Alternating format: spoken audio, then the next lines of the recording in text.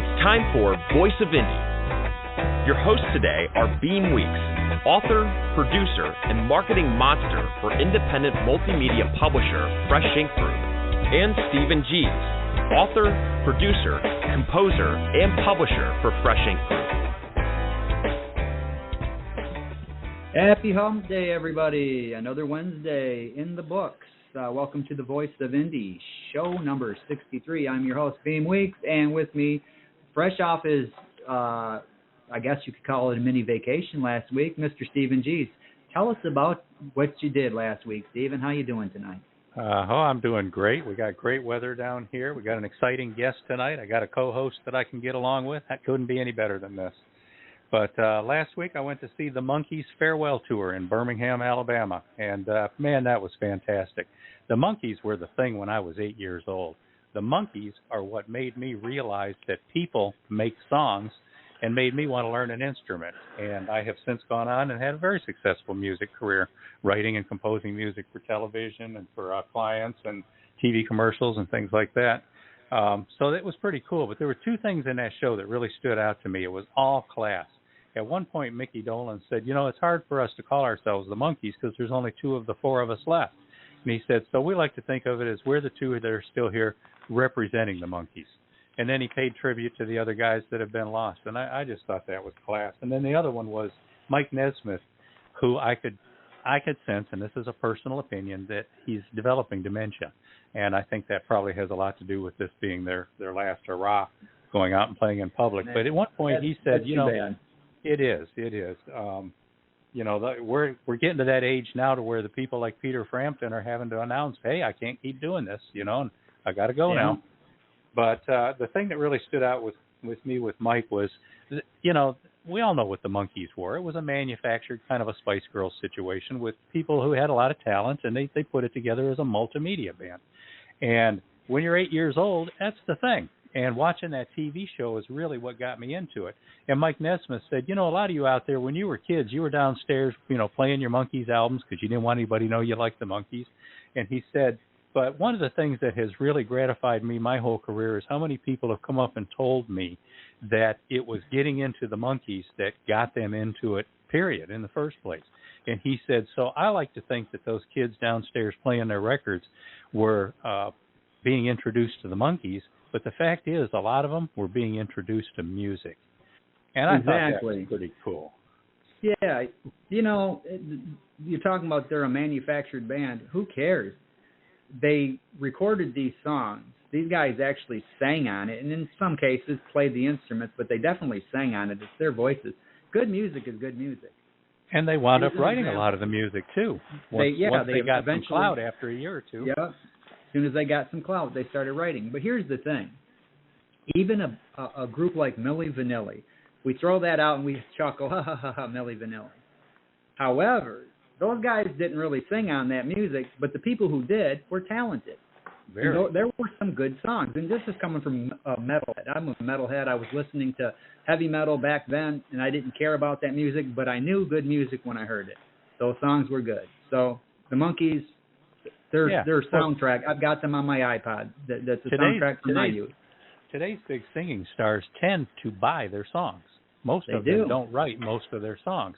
And in the case of the Monkees, they were buying songs, having songs written for them by Neil Diamond, John Tucker, Carole King, Tommy Boyce, and Bobby Hart. I mean, these people were generating some good music. But at any rate, we got an announcement for all Fresh Ink Group author members out there.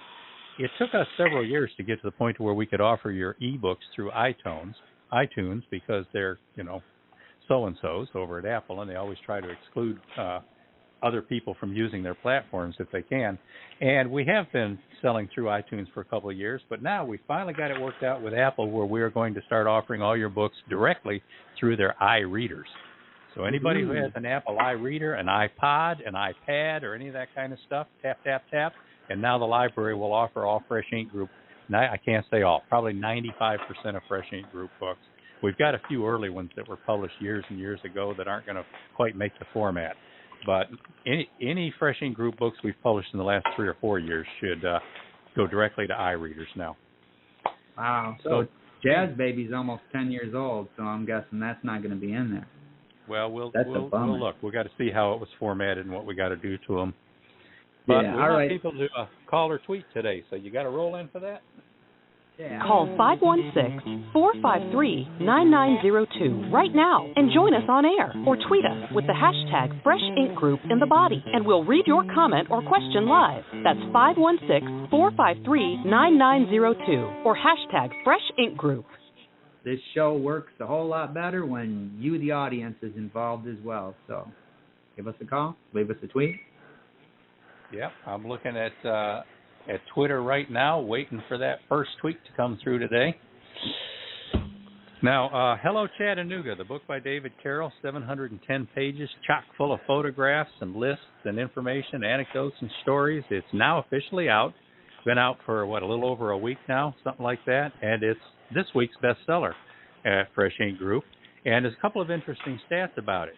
He is selling literally thousands and thousands of books, but he's selling more hardcovers at $40 a piece than he is soft covers at $30 a piece, because it's being considered a collectible book by a lot of people.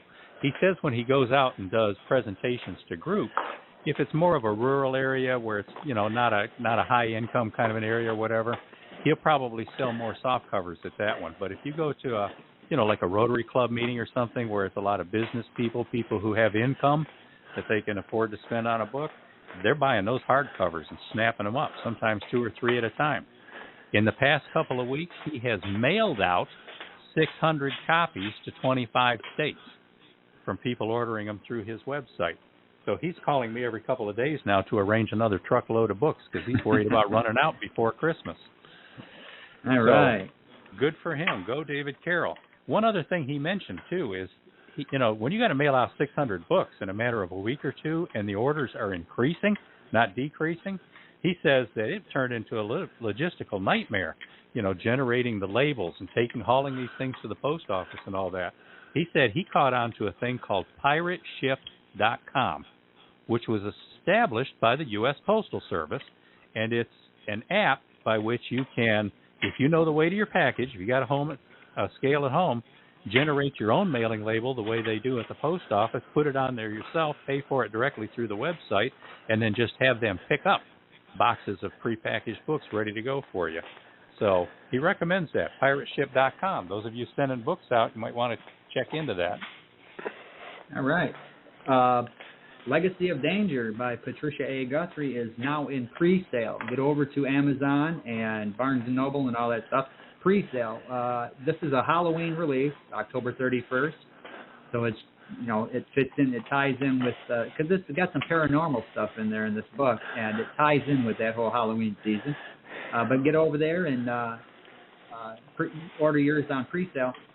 And also go to the Fresh Ink Group YouTube channel and check out the book trailer. And while you're there, hit the like button and the subscribe button.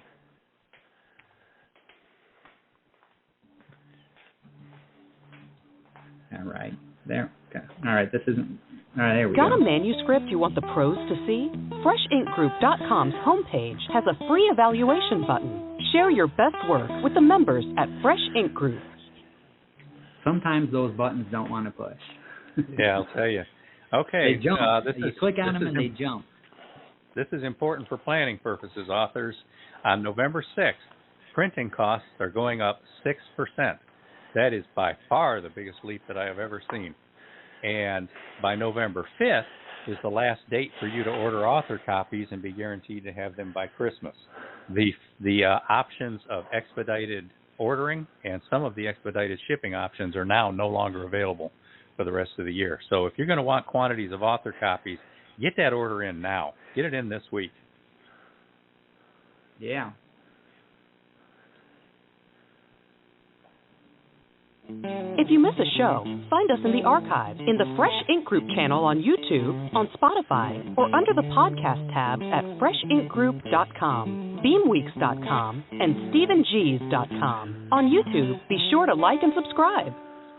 And speaking of Patricia A. Guthrie, I am currently editing her Eerie Charms of Fantasy, Horror, and Mystery short stories. And it's really a really cool book, really cool reads. And also, we have a new author that I am editing, Jenny Wong's Girl Wears Those Shoes. This is kind of I kind of liken it to Sex and the City. If you're a Sex and the City fan, it's kind of like that, with a little more romance and just some really cool stuff in there. I'm hoping to have these finished by the end of the week, into the weekend, but sometimes things don't play along the schedule, so we'll see. But keep those in mind. Okay, listen, people, we need reviews. All of our authors need reviews. If you have a book by one of our authors, please go to Amazon, Goodreads, Barnes & Noble, or whatever, hit that 5-star, and leave a couple of sentences, because it really helps us out a lot. Yeah, what a review does is lets other readers know whether the book is interesting, and maybe they might decide to buy it based on your review. Now, we've got some authors that are willing to give away some books for honest reviews. And this month, Karen Ingalls, her Learning About Autism, she's willing to give away some copies to those people who want to read it and leave a review. And you can sign up for that by going to the Fresh Ink Group website and clicking on the contact form, and leave your information there, and we'll get back with you. Now, before we introduce today's guest, over on Twitter we have comments. Helen Burrell says, I've got one big word for writer J. Ajlouny. Prolific. Prolific. Amazing how much he has written and published. One of the gifted in the Fresh Ink Group stable of talents. Boy, and there's a lot more that he's written that we haven't even published yet. You want to take the next one, Beem? Sure. Verwayne Greenhow, one of our all-time regulars, one of the great loyal members of the audience, he said, I loved the Monkees as a kid. It was supposed to be junk music, but it was good music. It still makes you want to sing along when you hear them. I agree with you. Like I said, I've got them on my iPod, and when Daydream Believer comes on, guess what? I'm singing. Song by Jon Stewart. When they did that was the second to the last song they performed. And I'm sitting there thinking, that's going to be kind of weird having these guys sing it, because that was Davy Jones's song to sing. But they did it as a duet with them singing harmonies with each other. And when he started the song, he said, I always feel a little funny. We miss Davy when we do this song, but maybe if y'all sing with us and sing loud enough, Davy will hear us. And when he got to the second verse of the song, he stopped and he let the audience sing the entire second verse. Usually you'll get them; they'll do a line or something, but and it was just cool. I mean, the audience got into it. So yeah, definitely. We got a comment from Marlena Smith. She says, "Awesome news about iTunes and #Apple." Yeah, Robert Williscroft, he says iTunes. I don't think I've ever sold a book on that platform. Well, guess what, Robert? You just might be selling some pretty soon. We're working on it. And then Jill Mayer says, at Fresh Ink Group, I just bought Ajlouny's Figuratively Speaking, and it's a lot of fun, despite his being from that state up north. All right, today's guest is J. Ajlouny. J. Ajlouny is an author, journalist, editor, and playwright residing in Detroit, that city up north. When he is not writing, he is reading or engaged in research on any number of topics that satisfy his need for stimulation or escape. When these all fail, he can be found at theaters, museums, and concert halls soaking up the art that is too often underappreciated. Hey, somebody has to do it. Welcome to the show, Joseph. Welcome, Joe. Thank you. Pleasure. Thanks, gentlemen. Pleasure to be with you. So what's it like in Detroit?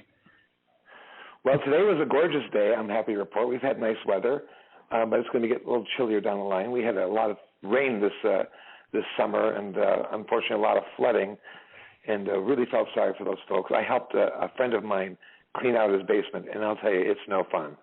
Ooh. Yeah. A common experience here, unfortunately. Yeah, that's Michigan. Otherwise, no complaints. Yeah. So are you originally from Detroit? Yeah. I'm originally born and raised in Detroit. Mm-hmm. Lived here all my life. And went to Wayne State University, which is our main urban university in an area called Midtown. Yeah, it's a good quality university. And then went and got a graduate degree from Michigan State University.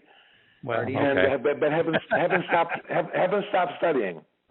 ever since. In fact, interestingly enough, I learned recently that I qualify for free tuition at Wayne County Community College. So next week I'm beginning my first class, and I'm actually taking a class in my Microsoft Office skills to augment them and learn the things I should be doing. Yeah, so I'm just going to look forward to that. I need somebody to ask questions. That's a good thing, continuing to learn. You know, when you stop learning, you kind of wither. Right.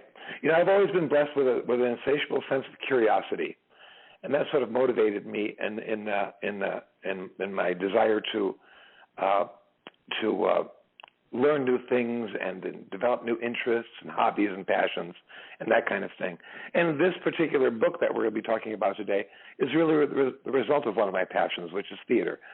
So it fit right in handily. But in the future, I'm going to take maybe a Spanish class, an accounting class, and some other classes. I mean, it's a great concept of free college education. Definitely, just brilliant. I think most people don't really know that it's available. I think Bernie Sanders is smiling somewhere right now. Yes, exactly. Yeah, I qualify based on my age. I'm over 60, so that's how it works. Okay. Now we got some callers, Beem, but do you want to run Legacy of Danger commercial and then go to our calls? Sure. This is for Legacy of Danger from Patricia A. Guthrie. Now, this is the audio, but get over to the YouTube channel and check out the video. Elena Dicani inherits her family's castle in Romania, a land dipped in myths, folklore, and the legendary Walking Dead. The local proverb serves as a warning. Do not speak badly of the devil, because you cannot know to whom you will belong. When she's attacked by an international assassin, only her deceased husband and her ex-boyfriend's live presence can protect her on her journey to the mountainous region of Transylvania. But that's not the only problem troubling Elena. Who is that boy invading her dreams? And what really happened to a priceless gem-crusted silver cross buried by an earthquake in the 15th century? Who's stalking Elena? Who wants her dead and why? Legacy of Danger by Patricia A. Guthrie is a paranormal romantic thriller with a deep mystery and plenty of suspense. It'll haunt you in jacketed hardcover, softcover, and all ebook formats worldwide. Legacy of Danger by Patricia A. Guthrie is proudly published by Fresh Ink Group. Yeah, get over to Amazon and pre-order that. It's available right now for pre-sale, and you'll get it on October 31st. So. Or anywhere other than Amazon as well. Yeah, you can go to Barnes & Noble and all that other good stuff. All right, we're going to go with a phone call. This is going to be phone call area code 616. Hello, caller. You are on the air. What is your name and where are you calling from? Hi, I'm Joanne Nicola. I'm calling from Grand Rapids, Michigan. Hi, Joanne. Welcome to the show. Oh, thanks. Very interesting. I love it. All right. You're do you welcome have a to call question? in every week. Yeah. Yes. My question is, well, I have several of his books, and I love Joe Ajlouny's books, and I'm curious about the new one. When is it coming out, and where can we purchase it at? I think it's an interesting idea too. Yeah, and the funny thing here is our guest can't even answer that question. We're doing the proofreads this week, and he's going to look for typos and do anything else that we need to clean up sometime over the next couple of days, and then we're hoping to have it available for pre-sale next week, sometime next week, probably middle of the week. Oh, well, I will look forward to that. It just sounds so interesting, and I love that it's all famous women with great ideas. Yes, this is going to be an interesting book. Let's introduce the book. We really haven't formally done that. Well, okay. How do you introduce the book? Well, the book is called Whoopi Likes Her Bacon Crispy, and it's subtitled 65 Fascinating Excerpts from Famous and Infamous Women. And what it is it's a collection, a curated collection of excerpts from the autobiographies and memoirs of women who we've all known, who we all know, some who are deceased and some who are current. And each excerpt is either funny, witty, poignant, touching, clever, or in some other way fascinating, but helps us to relate to that personality, because it really makes a big difference when you feel you know that person / celebrity, and then you get to learn a kernel of truth or just something fascinating that you didn't know before. It makes that person a little bit more real. And so I took a great deal of care in selecting the excerpts, and sometimes they were difficult to find. So I read an awful lot of these autobiographies and settled on these 65 entries. So we have a great range. I would say there are like 5 or 6 categories of celebrity. There are women from entertainment like TV and film, musicians and singers, women from public life like everyone from Nancy Reagan to Priscilla Presley. There's a group of comedians, some athletes, and then media personalities. So it's a good, well-rounded collection, and it's quite enjoyable to read. And you can read them in any order, and learn quite a lot. Yeah, one of the comedians that's in there that I'm really interested in checking out is you got Gilda Radner in there. She's one of my all-time favorites. Detroiter. Yes. Yeah, Detroiter, exactly. And there is a Gilda's House in Royal Oak, Michigan, which is a cancer support organization, which every year does a fundraising event. I think it's called Gilda's Club's Comedy Night or something like that. And it's a popular fundraiser. It's a great thing. And we in Grand Rapids have one as well, Gilda's House. All right. Great legacy for her. Sir. Yeah, definitely.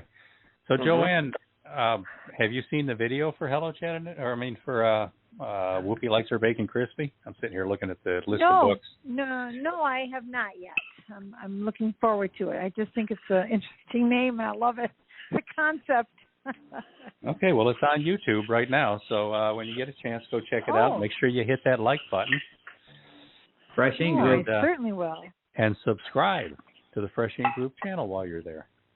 Yeah. Okay, that sounds great. Thanks. Thanks for having me. All right. Well, thanks for calling in, Joanne. Yep, thanks, Joanne. Thank you. Thanks, Joanne. Hello, everyone in Grand Rapids. All right, so we'll take the other call. Area code 248. As soon as it stops spinning. Hello, area code 248. You are on the air. What's your name and where are you calling from? Hi there. Good evening. Hi. My name is Dina. I'm calling from Detroit. Hi, Dina. Dina? Hi. Welcome to the show. Thank you. I've read a few things that Joe Ajlouny has published and came across, finding some of them to be very, very good, comical. And this book, again, like Joanne said, the name of it is just, it's funny. It seems interesting. My question that I have is, I think that you kind of answered it in a way, but how did you come up with the idea to put all these entries together? Like, how did you come up with this idea for the book? Question. Yeah. I'll tell you. Let me first of all start with the title. Back in an earlier career, I was in the book packaging business, and I developed books for publishers. And this is back when books, when there were a lot of bookstores around, and publishers were buying packaged ideas. And one of the books that I was working on was a collection of graffiti from the walls of Graceland Mansion in Memphis, Elvis Presley's home. And apparently, I didn't know this, but apparently, while people are waiting in line, there's a stone wall that they line up against, and people started turning it into a graffiti canvas. and people were leaving messages in the crevices. So this one fellow who was an Elvis fan collected and edited all of these excerpts. I wouldn't call excerpts, but these messages, and he called the book Elvis Likes His Bacon Crispy, because that was actually one of the messages that he had found, and he just thought it was funny, and I thought it was too. I said, that's a great title. So that book, unfortunately, was never published. Like so many, we prepared it and pitched it, and it didn't sell. So that title stuck in my mind, and I think it's very important to have a catchy title. So there is an excerpt in the book from Whoopi Goldberg's memoir, and it is all about passing gas. Unfortunately, not about liking her bacon crispy. But I did have the gumption to contact her manager, and I told him about the forthcoming book, and he said, "Isn't that a coincidence? Because she really does like her bacon crispy." And I was just that was such an affirmation for me. I thought it was as funny as anything. It's a sign. So that title came full circle. That's cool. Yeah. Now the thing is that she has said on her television program, The View, as that was called, that she's vegan now, which is fine. So many of us are. So she probably will never have a chance to eat bacon again. Oh well. Although there's lots of bacon substitutes. There's lots of bacon substitutes out there now. Yeah. And there's bacon flavored popcorn. There's bacon flavored everything nowadays. Wow. So that's how the title originated. Now the idea for the book is also very interesting. After my career in publishing, I sort of transitioned to theater, and that came about as a result of my relationship with one of my authors, who worked on various books for me. He's a very clever writer. We did together a book about Halloween, Valentine's Day, Christmas, and several other holidays. There were sort of little gift books published by Warner Books in a line a short-lived line they had called Little Gems. You remember back in the day when bookstores had little spinning racks with little small gifty books, miniatures? Yep. Yeah, it was a miniature line. Anyway, this gentleman also was an actor, and he performed a one-person show as the British poet. He was from England, although living in New York at the time, and he performed a one-man show about John Keats. So I helped him with that and the marketing of that, and that turned into a whole other career where I started representing British actors who each performed a one-person show. They're mostly literary themes, and brought them to this country and matched them with university theater departments, and so that they would come in and do public performances, private performances, fundraising dinners, and offer masterclass, usually to graduate students in their theater acting programs. So that's how that all started. So it was very important for me as a marketer and a manager to be able to sell these shows on the theory that it wasn't going to cost the university money. The university was actually going to earn money from this whole thing, because there was always a fundraising element in it. So I got involved in raising a lot of money for an awful lot of theaters and performing arts centers and professional repertory theaters as well, around the country and in Canada as well. So I was struck with the success of Eve Ensler's book, Eve Ensler's collection of interviews that she conducted, which eventually came out to be called The Vagina Monologues. It was just very popular and very well popular. known. Still touring. Yeah. Yes. And the reason why it's such a brilliant idea is, especially in the Me Too era, is that it is still being presented primarily as a fundraising event for various women's organizations. And it developed a new genre of theater, which is called readers' theater.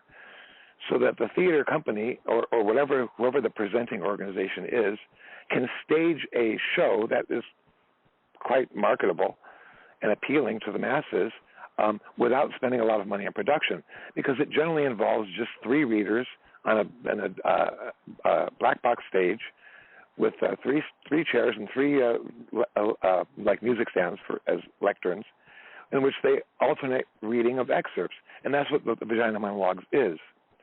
And it became famous, of course, because a lot of celebrity women volunteered to be the readers, and that's still going on today. So that concept of readers' theater interested me as a vehicle for fundraising. So I came up, and there were a couple of other similar readers' theater shows. One I remember was called My First Time, or My Very First Time, which I saw in New York, which was how people lost their virginity. Again, it was a collection of interviews that were strung together. And then there was another one I remember called the Marijuana Logs. This is way before cannabis became legal.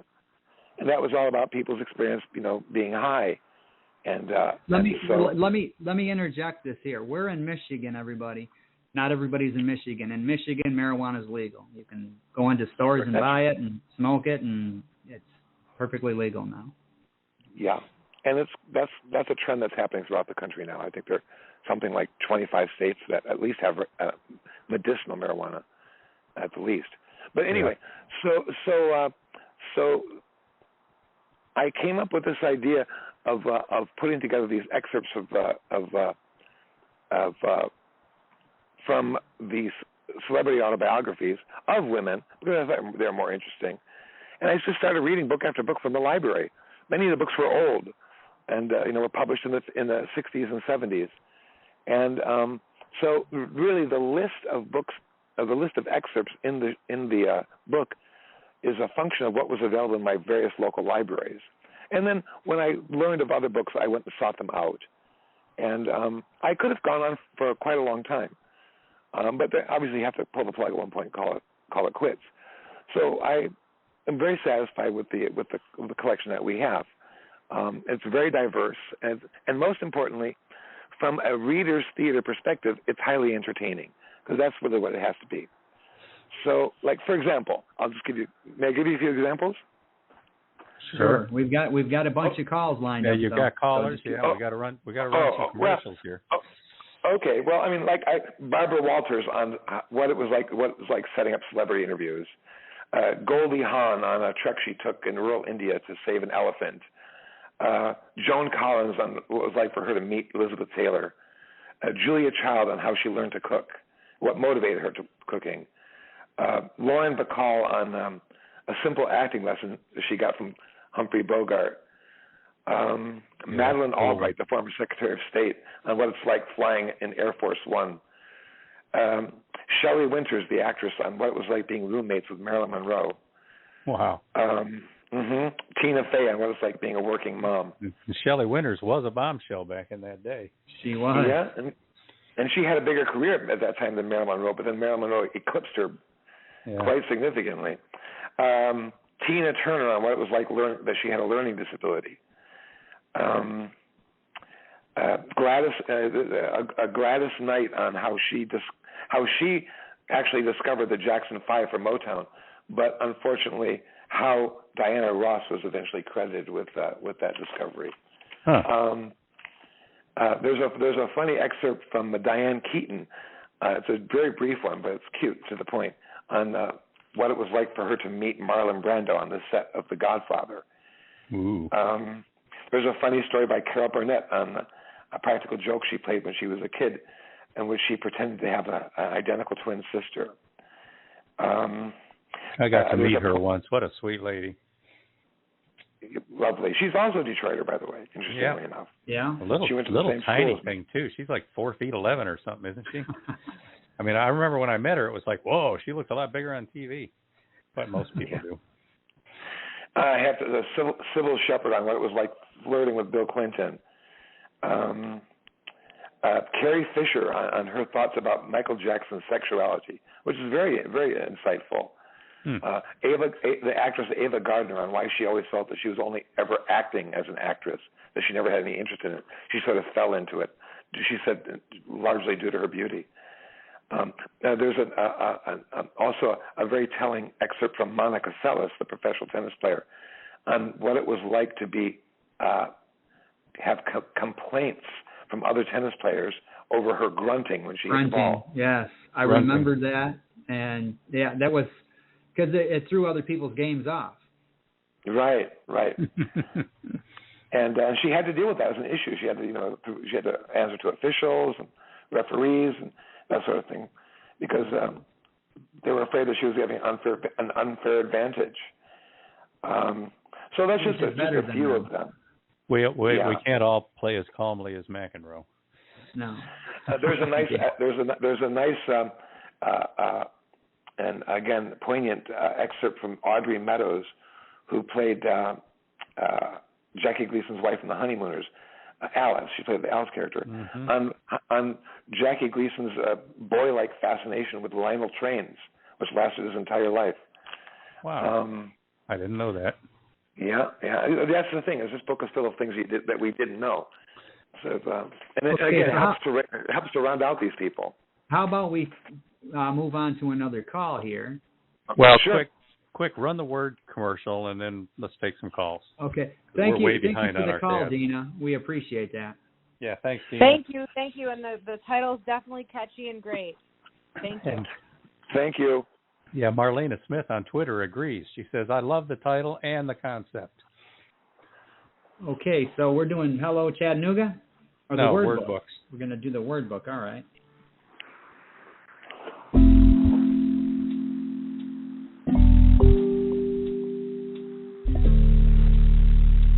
Music has charms to soothe a savage breast.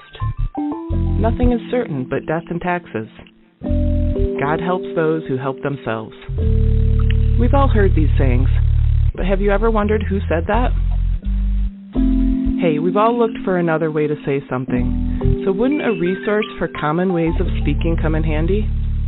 Or you could explore fun ways our language memes reach into the past.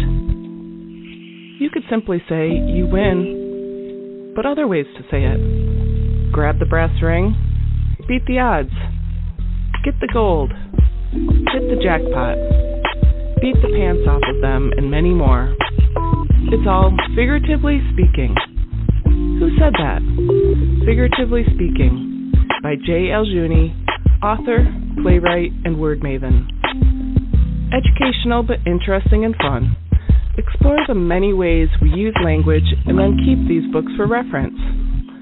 They're available now as jacketed hardcovers, plus soft covers and ebooks, iBook, Kindle, Nook, Google Play, and more. Who Said That? And Figuratively Speaking are proudly published by Fresh Ink Group. All right. Thank you. That's very nice. We are going to go to, since we've got repeat area codes, this is area code 616, and the first three numbers is 890. 890. Hello, caller. You are on the air. What's your name? Where are you calling from? That's you. Hello. 616-890. We hear you breathing. Hello. Going once? Going twice? All right. We will move on to another call. 248-688. Hello, caller. You are on the air. Where are you calling from, and what's your name?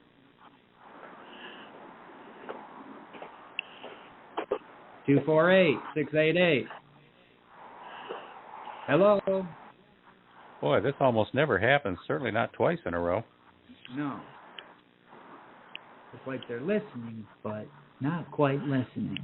You got any more? So we are going to get out of this one.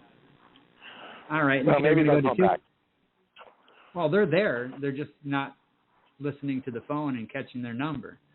So this is 248-854. Hello, caller. You are on the air. What's your name and where are you calling from? Hi. Can you hear Hi. me? Yes, can. we can hear you. Oh, I'm so glad because I know the other two callers weren't working. You know what? I just wanted to know what's your name? What's your name? Favorite? Oh, my name is Lori. Hi, Lori. And Welcome to the show. I'm calling from Birmingham, Michigan. All right. And I wanted to know. Oh yeah, good representation, guys. What is the author's favorite entry? That's a good question. I have a few.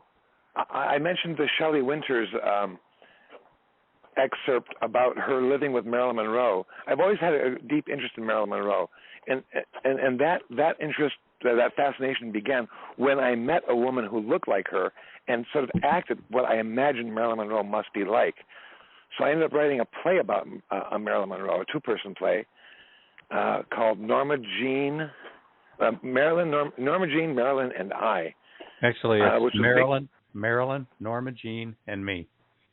And me. Okay, there you go. And that's he doesn't even know the titles of his own books. Too many to remember. That's how prolific this guy is. Yeah, and listeners, you can see the cover if you look at today's newsletter. But anyway, interestingly enough, in that particular excerpt, Shelley Winters was quite surprised that Marilyn Monroe had an autographed photograph of Albert Einstein in her among her personal belongings, which were not many at that time. We're talking about in the early 50s, before she blew up and became a major star. And at her funeral, and many years passed. Of course, I think Marilyn Monroe died in 1962, and at her funeral, there were a number of her personal belongings were exhibited at the church. And Shelley Winters attended, and she once again saw the photograph of Albert Einstein. So I thought that was real touching. Very cool, very cool. Because you know what, that would never have been prevalent or known had you not brought this out in your book. So very exactly. And then another favorite I have is Diana Ross, who I did meet one time many years ago. I am fortunate to be a volunteer in the curatorial and archives and collections department of the Motown Museum, which is here in Detroit. And I found in Diana Ross's book, probably the only thing I found in the book that I thought was particularly interesting was an excerpt which I'd like to read. It's a very short one. May I do that? Go. Sure. Okay, because it's one of my favorites. Maybe because it touches me because I have a sense of place when I read it. It's from her book Secrets of a Sparrow, which was published in 1993, and it's just titled Hitsville. So this is the excerpt. I have a special place in my heart for the old house on West Grand Boulevard in Detroit that is known around the world as Hitsville. The Supremes, like all the other Motown groups, were convinced that our unique sound came from the way our voices bounced off the old walls, the ceilings, and the windows. We recorded in every nook, cranny of that building, the hallways, the stairwells, and even the bathroom. The main recording studio, called the Snake Pit, was actually in a converted garage. We experimented in every way we could dream up. The hallway with the windows open created a different sound than with the windows closed. When we sang next to one of the holes in the wall, that changed the sound too. The producers, the engineers, and the musicians were so inventive and created those amazing songs with what little they had.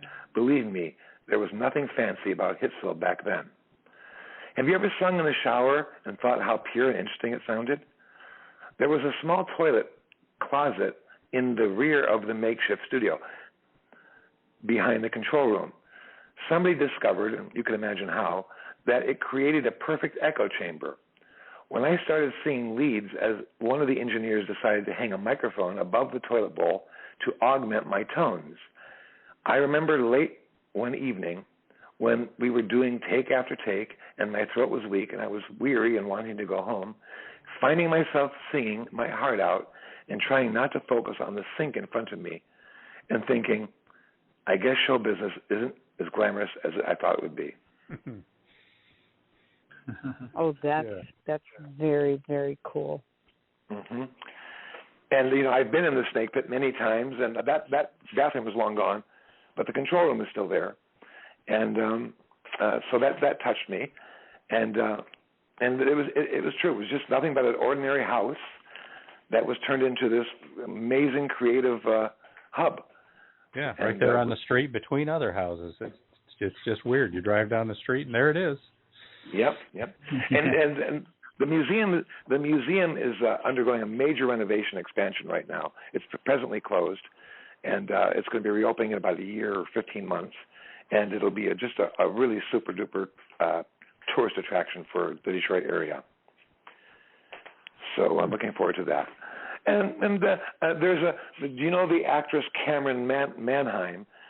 There's a funny excerpt, and she's a plus size woman, and that's a feature of her career.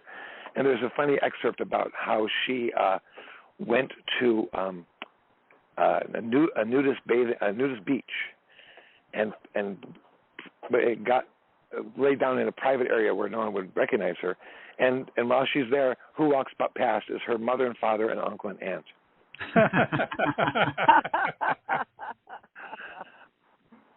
And so that was again, many of them are witty and funny. And of course, they have to be in order to be entertaining, because these were designed to be read from the stage to an audience. Right. And then another interesting one is Margaret Thatcher described how she received the Prime Minister of France at 10 Downing Street, and how he commented that a portrait of the Duke of Wellington, who defeated Napoleon, should not have been hung where it was hung, and he felt personally insulted by that. I thought that was interesting. Mr. Ajlouny, can I ask one more question? Yeah, How sure. did you come up with this idea? I mean, this is extremely creative. I find this, many of these moments and these tidbits in history would be lost to others. So how did you come up with this to bring them to the forefront where it could entertain us in a way where we would never look? Well, things are sometimes hidden and sometimes in plain sight, and at the same time. So these stories are available for those who want to seek them out. But of course, everyone's busy and doesn't have the time or the interest. But when you come across these little nuggets of cleverness, I realized that they were quite entertaining and quite interesting, and in many cases very clever. So again, based upon my background in theater and my knowledge of the vagina monologues and the other concepts in so-called readers' theater, I thought if you strung these things together, they would be very appealing to an audience. So again, my goal initially in coming up with this idea was to create a fundraising vehicle for theater companies, and principally for community theater companies who constantly need to raise money. So that's the whole impetus for the book. It's really designed to raise money for people and to be for these organizations, and of course to be presented live before an audience. So they can actually make quite an event out of it. And theaters and other performing arts organizations always need to raise funds. So how do we get this book, and how are you presenting it? I mean, NPR has The Moth, or these really cool programs where you can introduce new work. Are you available for that? Sure. And we'll be doing that kind of marketing now that the book is about to be released. Absolutely. There are some funny stories in this book. And there's some very stories that are really not so funny, but that are interesting. Like, for example, many of the listeners will remember the singer and dancer Eartha Kitt. Not well known today, but Catwoman. Yeah. Love her. Catwoman. She was the best Catwoman. Yeah. And she was a real talent, and she had quite a legendary career. And she got herself involved in the controversy over the Vietnam War. she was invited to the White House by Lady Bird Johnson, and there was a reception. And during this reception, she made a statement that was critical of America's policy in Vietnam. And it created a stir and became a real public, the press was there as well, so it became a real public brouhaha. And Lyndon Johnson was furious at the whole thing. And Lady Bird Johnson also, I thought, was miffed, obviously you could tell, because it was a social event promoting some women's agenda at that time, and that had been it had been politicized. And so that's this excerpt is her interpretation of what happened that day, what she did, and the fallout from it. There's an interesting, sticking with the public figures category, there's an interesting story by Hillary Clinton and how she, at a state dinner in Moscow, how she was served a soup that was Boris Yeltsin's favorite soup, and she only learned afterwards that it's called moose lip soup. So she ends. I've done many things for my country, but tasting moose lip soup has to be the lowest. And there's Joan Rivers on what it's like to work the red carpet. There's a lovely excerpt by Julie Andrews, which is called The Artifice of Modeling, which is really very interesting. In 1958, when she was starring in London in the My Fair Lady play, her manager asked her to sit for a portrait as Eliza Doolittle, and she did. And she talks about how fastidious the painter was, but very, very oddly, it was sort of like one of those Twilight Zone moments. The background that he used in the portrait says it's a picture of a sign. Apparently, he put her in front of a commercial sign, and all you can read are the words "the sound of." ... And this, she said, was years before The Sound of Music had ever been written. Wow! So what an odd coincidence. Foretelling. Yeah, telling. It's very amazing. There's an excerpt from Sarah Ferguson, the former Duchess of York, on what it was like to become a royal, and of course we're seeing that all over again today with Meghan Markle and such. Oh, yeah. Let's see. Julia Child learned to cook only because she wanted to satisfy her husband. She had no cooking skills whatsoever. And she felt a challenge. And she wanted to come up with creative, because she loved her husband and wanted to come up with creative things to serve him. Entertaining. Yeah. Mm-hmm. Now, some of these women, the younger readers aren't even going to be familiar with, so it's a good chance to meet them. There were 2 or 3 in there that I kind of knew who they were, but really didn't know much about them. And I like the fact that when you pull all these little pieces together, you get to kind of meet these people without having to invest a lot of time and energy. I'm not going to read a book by Monica Seles or Sarah Ferguson or Margaret Thatcher, for that matter. But these excerpts are a good way to meet them, get to know a little bit more about them, and, of course, if you're really interested, follow up and read more about that person. That's I right. agree. And I'll tell you, caller, one additional thing which is interesting is there is an excerpt from Malala Yousafzai. She's of course the Nobel laureate Pakistani woman who was a victim of a Taliban shooting, almost died, had a remarkable recovery. We all know Malala. But she tells it in the story, and she wrote her book about, I think in 2014 or 2015, about what it was like for the Taliban to come into her village. And, of course, that rings true today. So, so it's very interesting. There's a nice excerpt from Connie Francis, the singer, who largely forgotten today, but still alive, born in 1937, I believe. So she's about to make her about 81 today. About let me see. Her first book was her first big hit was let me think of it. You guys remember? I've got a blank on that. She had a big hit in the early '60s, but she was.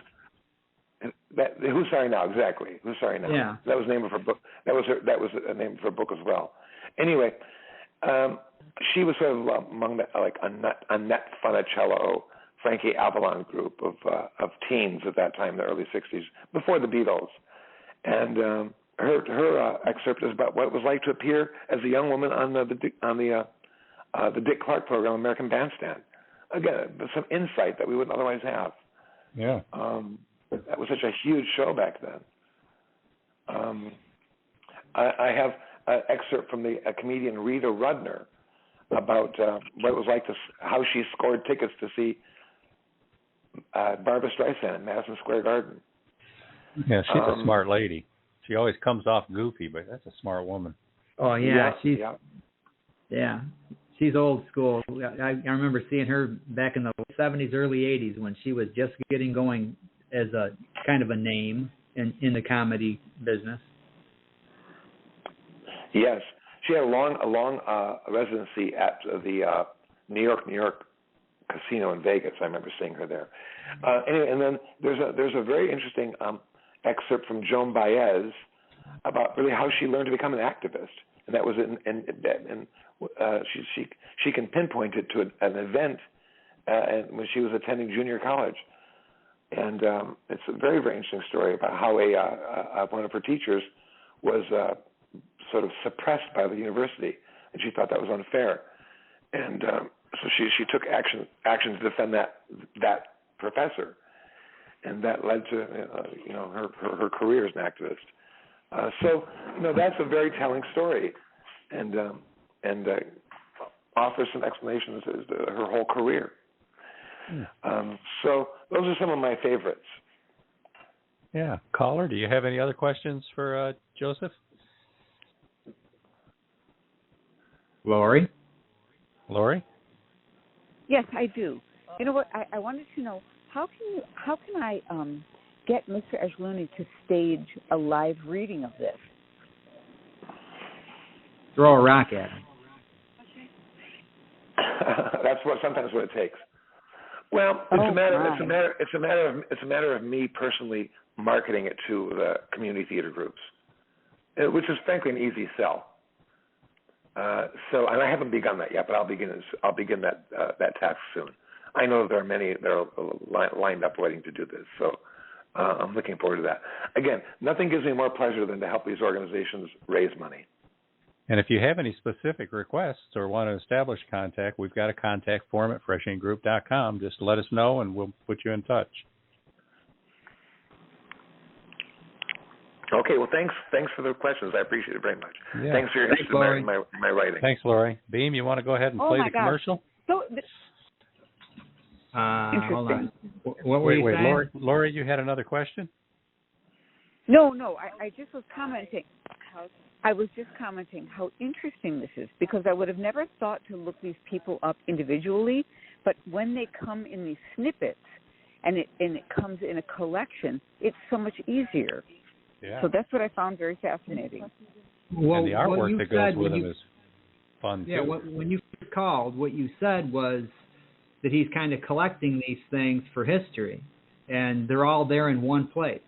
So, I mean, that right there is pretty cool. Because like Stephen said, he's not going to read, a book by certain people just because it's them, because he might not know a whole lot about them. But when it's a whole bunch of people in one book, that kind of makes it more interesting. But that's exactly what I mean, friend. That is, having a collection rather than researching an individual person makes it so much easier and more fun. And you really just want the nuggets. That's what you want. Yeah. The things that stick to You're right. Stick to your ribs. And if you read it down, I tried to find those. And as I mentioned in the introduction of the book, there were. I can't remember now specifically which books I found nothing of interest in. Doesn't mean that they weren't interesting books, but something that would work well as these are stories, and storytelling is very popular nowadays. So that I wanted to mimic that genre in providing good stories for people to listen to. There's an excerpt from J.Lo. Jennifer Lopez, about what it was like to be a victim of abuse, domestic abuse. And again, it's very very poignant. And she said she refuses to consider herself a victim.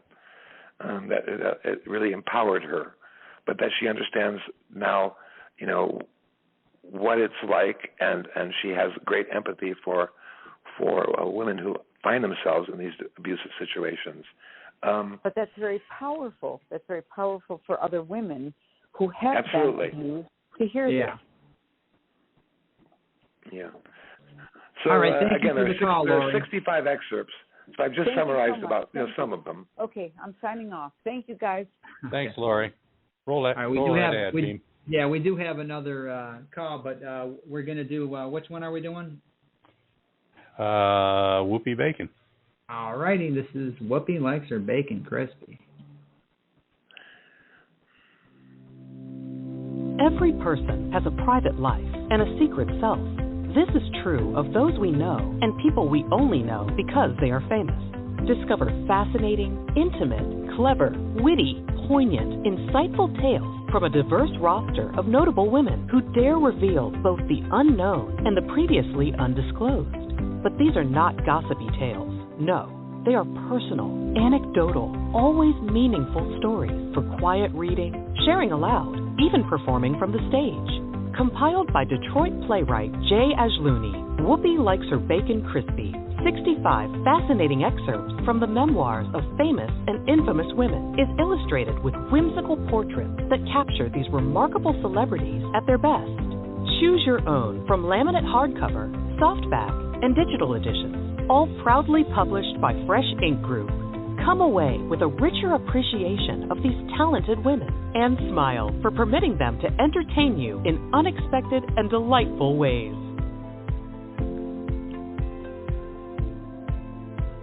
All right. So now thanks, gentlemen. By the way, that's Gary. Thank you very much. It's a very nice little promotional bit. I appreciate that very much. Well, we do those together. We do have a couple more callers, so we'll knock these out, and then we can get back to some questions. I have a question before we get to the callers. How did you get involved with the theater, Joseph? Well, I've always been interested in theater, strictly as a patron or as an attendee. But like I said, professionally, I got involved as a result of my relationship with that one writer who played the one who had the one-man show, and that opened up new doors for me, and I wanted to market myself effectively. And theater's a tough business. Thank God I never had the acting bug in me, but I did direct and produce a number of. I did produce and direct a number of shows over the years, and some of them were very successful. And but principally my specialty was the presentation of these one-person shows. That's a medium, a genre that is really quite popular, and is I think more increasingly popular today because of the lower cost of putting these shows on. So that really was how it happened. And how I got involved into it professionally. And I had written a number of plays before that. I started writing plays as early as in college. And for me, it was just a exercise in writing, really. I like to create characters, and I liked to explore the themes, the formula, I should say, that they say all plays should contain, and that is, introduction of characters, the creation of a problem, and then the resolution of that problem. So that's what I did. In fact, Gary, you can mention that we have a forthcoming book, which is a collection of my one-act plays, which is interestingly enough called Practical Problems, and that'll be coming out probably next year sometime. Yep, we're shooting for probably around March. Okay, how about we take another call? Call away. Okay. All right, this is going to be area code 650. What's your name? Where are you calling from? That's you. They just dropped. Okay. So let's go with area code 616. Wait, what's your name? Where you calling from? Hi, Lena. Hi, Lena. Hi, Lena. Welcome to the show. How are you? Thank you. Did I miss, where can we purchase your book? You want to take it? Well, I hope everywhere. Yeah, it's currently it's in the proofreading, so when it's available, it'll be everywhere online. It'll be about middle of next week, we expect, and it'll be worldwide, all the major retailers, all the major formats, and it'll probably be about a 4-week pre-order period. So during that 4 weeks, you can order it, and then you will receive it at the end of that period on the actual release date. Okay, great. And if you buy it, Lena, and if you buy it from Amazon.com, please leave a review. I'm sure everyone really appreciates that. Definitely. Yes, absolutely. Now, Can't Lena, wait. Thank you. If you're receiving the newsletter from Fresh Ink Group, which is there's a form right on the home page of freshinkgroup.com. Every Wednesday we send out a newsletter, and we will be announcing the release and what the dates are and the status of that book. So get over to freshinkgroup.com, sign up for the newsletter. We will keep you informed, whether you like it or not. Okay. I will. Thank you for the heads up. Yeah, thanks, Lena. Thanks for calling, Lena. Yes, thank you. Good night. You too. All right. Now, we do have another comment here on Twitter as well. Marlena Smith, she said, "Oh, my goodness, you've named some of my favorite ladies. So many icons and such interesting topics." Definitely. All right. I didn't mention one also very interesting excerpt from Benazir Bhutto, who is the former Prime Minister of Pakistan, daughter of a Prime Minister, who unfortunately was assassinated about 12 years ago. I remember that. Yeah, a real hero at the time, and she tells the story. Remember, Pakistan is a strict Muslim country, and she's a Muslim woman. And she was elected prime minister, or head of her party, as the leader of her party, became prime minister. And she tells the story of what it was like to be pregnant during her term and giving birth as a sitting prime minister, and how her political opponents tried to use it against her, using old-fashioned, stereotypical views that a woman could not be a politician and a mother at the same time, and how she proved them wrong. Very interesting. But again, she's lost to us today. So this little story, gives a little glimpse or insight into her psyche. And that's a very interesting insight right there, because that doesn't happen that often. No. So again, that's from the selection of women who are, I call them women from public life, like I mentioned Sarah Ferguson. No, Joseph. Hillary Clinton, Barbara Bush, Laura Bush, Margaret Thatcher, Madeleine Albright, and Julia Child, and many others. Yeah, and now eventually Julia Child, Michelle Obama. Julia Child was an interesting person. During World War II, she was in the forerunner to the CIA. I don't know what her capacity was there, but just that alone. She, unfortunately, as a young woman, she was a typist. She was a transcript. But she was still there. She was part of that, and that which is kind of interesting, because most people know her as this cook on PBS. Exactly, and that incidentally is where she met her husband Paul. He was also in the OSS. Yeah. OSS. Yeah. OSS. Yeah. Now, Joseph, I asked you the question about how you got involved in the theater and all that. Have you ever appeared in any plays? I know you said you never got bit by the acting bug. Have you ever done a reading or anything like that in front of an audience? Yes, I have, reluctantly, and I'm a member of a all men's theater group company in Detroit called the Players, which is very historic. It's been we just celebrated our 100th birthday, actually. Wow! And men play all the roles on stage, including women. And I've appeared in a couple of their shows. Primarily, I was recruited. But I've yet to appear in high heels. So they worked for Tom Hanks. When I was in second or third grade, I remember playing Peter Cottontail in some elementary school production of what would that be? Is that Peter Cottontail? Peter Cottontail? Yeah. Okay. I played one of the sub bunnies, and then in junior high school, I also recall playing one of the roles of the students, troubled students, in the what at that time was a popular play and became a popular movie called Up the Downstairs Case. I remember that movie. That was a good movie. Yeah, kind of classic movie. I've seen that on there. Yeah, it was sort of eclipsed by To Sir with Love, as again a troubled high school kids. Another fine movie. And the caring, nurturing teacher that inspired them. So yeah, those two are my only school performances. Afterwards, never had any interest in it.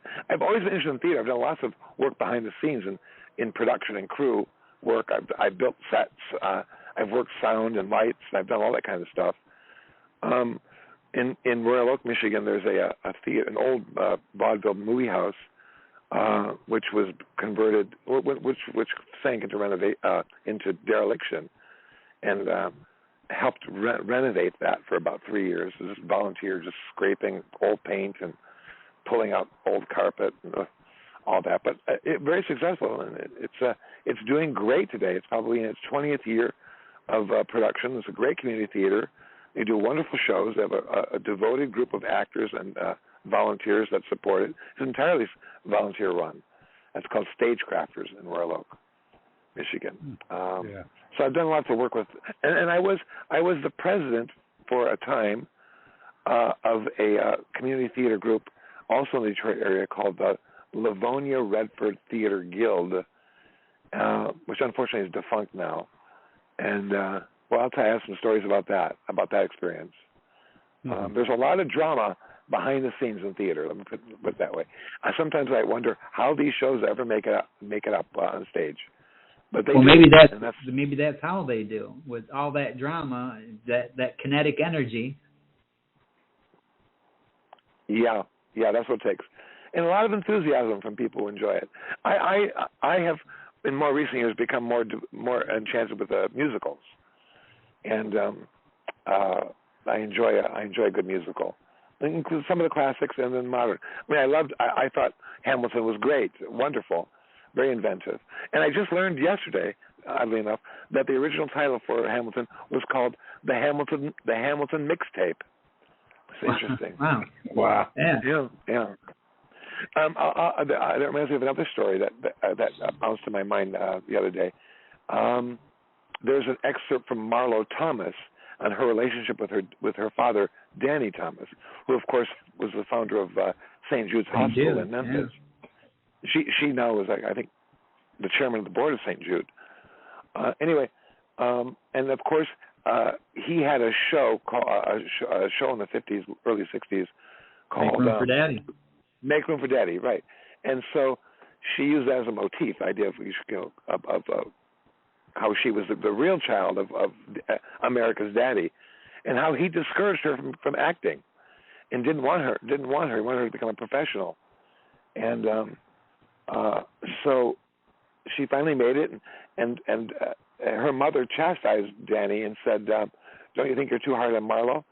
And he said, "Listen, if she wants to become an actor, she's going to have to deal with far more rejection than that." So that was the advice that she recalled from her father, from her daddy. Good advice. And interestingly enough, I read just the other day, I can't remember exactly where, but Danny Thomas really coveted the role of the Godfather when that movie was being planned. He just wanted to do that movie, but he didn't have the background, the acting chops, whatever. And of course, he was stereotyped as a comedian. And Paramount thought it wouldn't be right, but he really wanted the role. So he actually considered taking Paramount over, buying Paramount, so he could win that role. it was discovered that there was a hostile takeover bid of Paramount for that purpose, and it was by powers that be there. Paramount didn't want Brando either. Right. By this time, coming out of the 60s, he had burned all of his bridges. He had kind of messed some people over. They didn't want anything to do with him.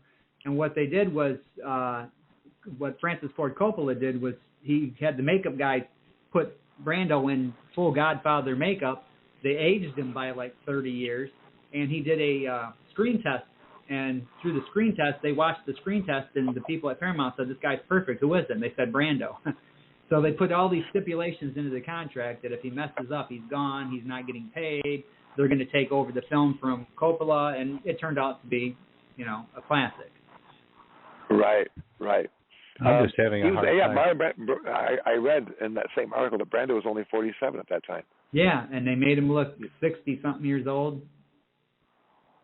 Now, speaking of Marlon Brando, the as I mentioned earlier, there's an excerpt from Diane Keaton about what it was like to work with Marlon Brando, and unfortunately, the gist of the excerpt is that he was completely aloof, and she never had any opportunity to meet with him. She the first time she met him was at a table read of the script before the production began, and then she said. Some months later, she said she passed him in a hallway leading to the set, and he murmured to her 2 words. Would you like to know what they are? What are they? Nice tits. Sounds like Brando. Yeah. Sounds like Brando. And that was her entire relationship with Marlon Brando. Isn't that amazing? And now you know why he burned a lot of bridges. Yeah. Because he basically he lost interest in acting, but it became a high-paying gig for him. He liked the paychecks, but he didn't like the work. And did you know that he was very interested in Latin jazz, and this is something that nobody knows. I can say he actually invented a tuning key for conga drums. Wow. Yeah, amazing. Boy, let's put that on his grave marker, huh? Yeah. Here lies the tuning key guy. I'm still trying to wrap my mind around a Lebanese guy playing the Godfather, Danny Thomas. Danny Thomas, yeah. Well, that was such a strong role. I think anybody could have done it well.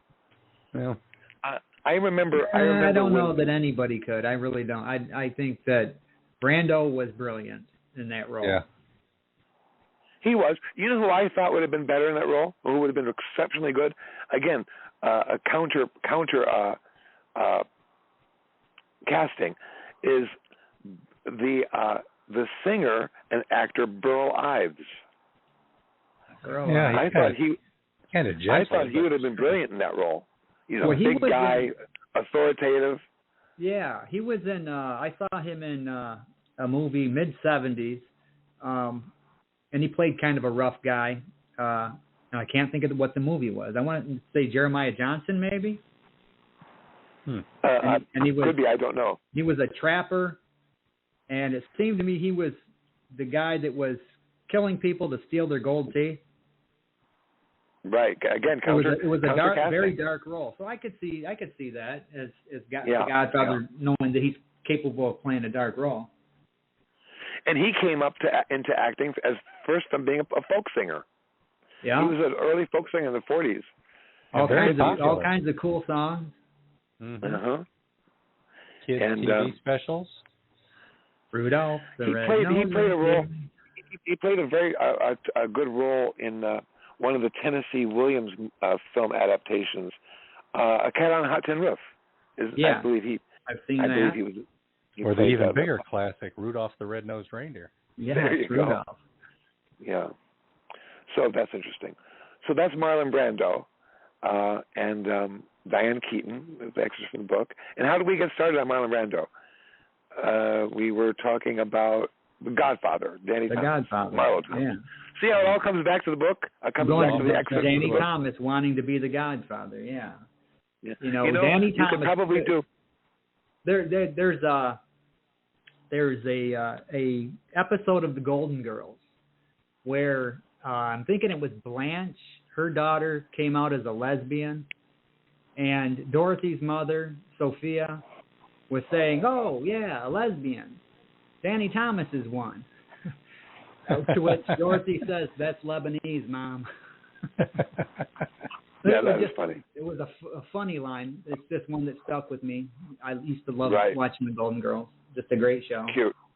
Very cute. But what I was thinking is that you could take the various the roster of celebrities in this book, and you could sort of do a 6 degrees of separation with almost every one of them. Yeah, that's true. Yeah. Yeah, maybe that's a promotional angle. Do that with anybody.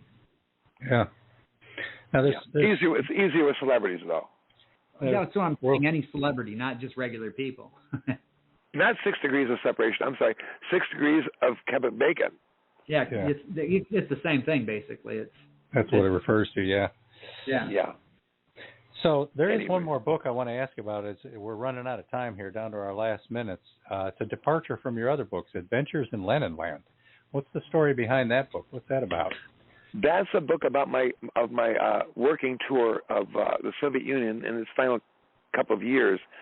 I won a scholarship, not a scholarship, it's called a fellowship, from the Soviet Embassy Information Department in Washington, D.C., which was run by the Soviet press agency at that time called Novosti, which is now, of course, defunct.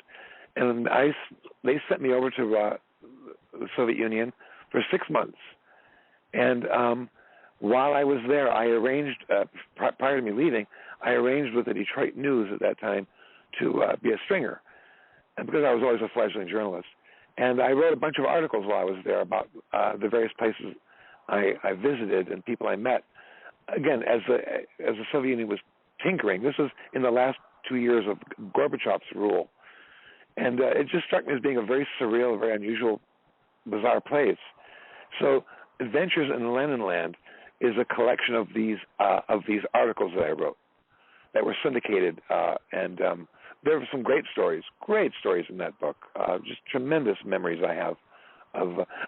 There's a story in that book about how the interpreters that Novosti connected me with, they're journalists with Novosti, and 2 of them in particular. I remember we were in Moldavia, which is now called Moldova, and we were walking back from a steam bath late at night. There was no public transportation at that time of day, and they started singing Beatles songs, and they knew all the lyrics to all the Beatles songs, and I've always been a Beatles fan, but I don't even know those lyrics, like that. And that's how they learned to speak English, was through Beatles songs. Amazing. Wow. Yeah. Okay, now before we are out of time, Joseph, do you have any advice for authors out there, especially those looking to get into what you do with the being a playwright and whatnot? Well, my advice is to look for a marketable idea and to start with a marketable concept and a catchy title, like Adventures in Leninland, for example. Anything with bacon in it. Yeah, or anything with bacon in it, right.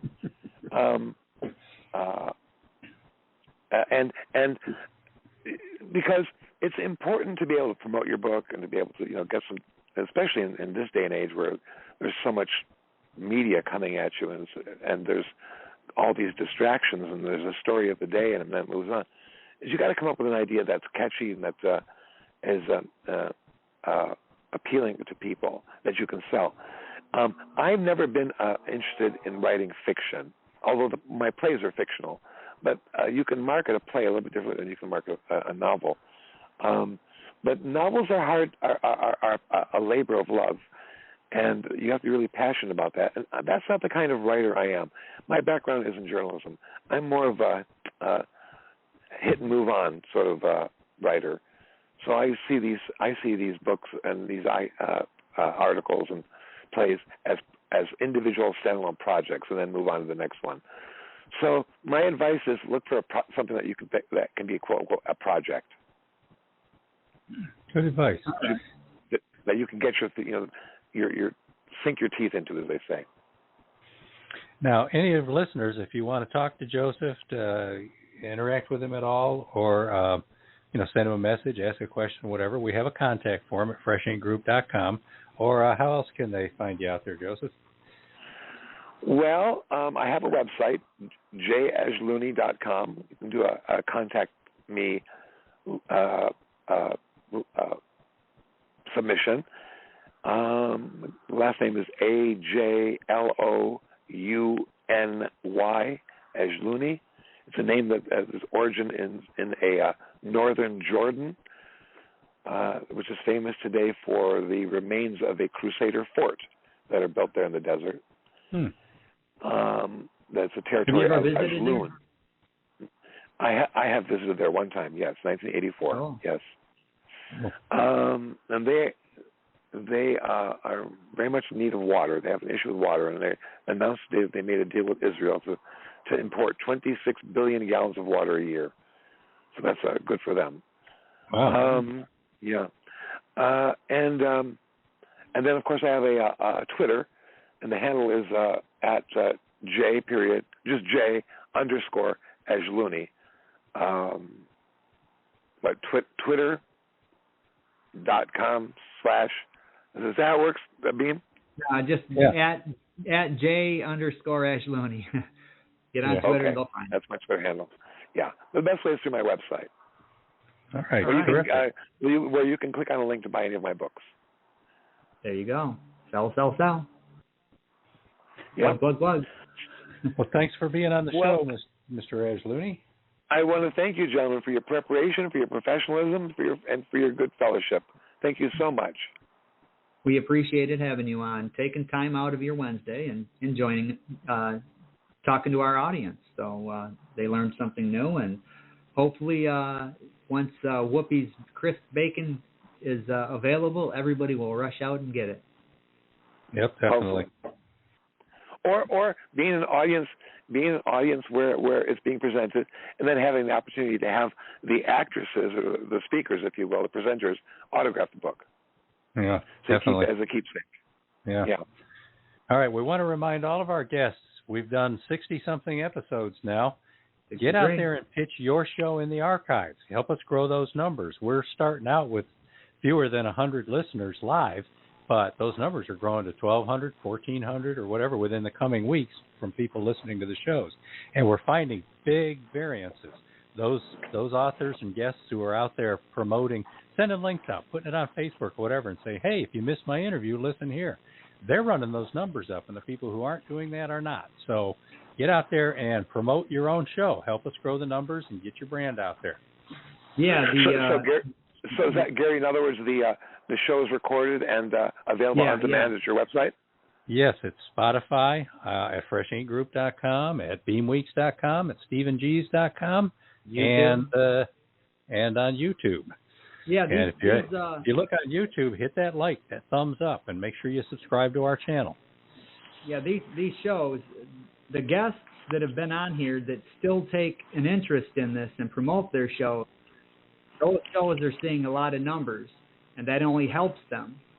Those guests that don't take an interest, they've done the show and they're done with it, those are the ones that are lagging behind. So if you've been on the show, you're going to want to promote this. When these are in the archive, promote the heck out of them. We've got about 90 seconds. Okay, next week, who we got, Beam? Next week we've got Patricia A. Guthrie, and she's going to be a very interesting guest. So tune in and call. Yeah, we've got invites out for Stephen King, J.K. Rowling, Neil Gaiman, and George R.R. Martin. So if you have any pull, tell those people to come on our show. All right, everybody. We will catch you again next week. We appreciate you, all those who called in, and all of those who were on Twitter with their comments. Thank you very much. And those who are in the audience each week, thank you. And thank you, Joseph.